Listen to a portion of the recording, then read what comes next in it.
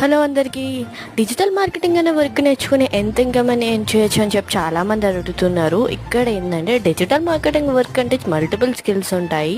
ఈ skills use చేసుకొని income అనేది ఎర్న్ చేస్తాము.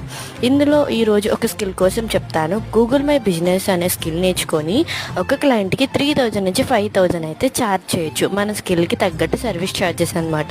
సో ఈరోజు నేను చేసిన ఒక్క గూగుల్ మై బిజినెస్ పేజ్ అనేది మీకు ఇక్కడ లైవ్లో చూపిస్తున్నాను.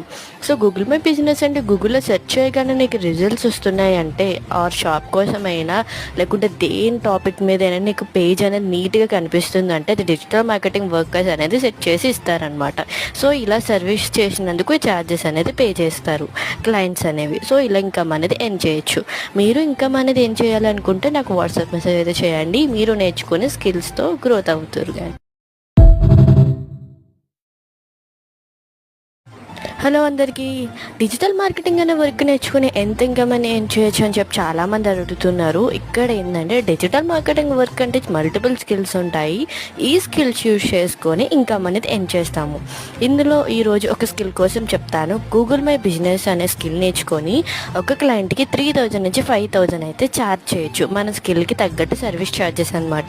సో ఈరోజు నేను చేసిన ఒక్క గూగుల్ మై బిజినెస్ పేజ్ అనేది మీకు ఇక్కడ లైవ్లో చూపిస్తున్నాను.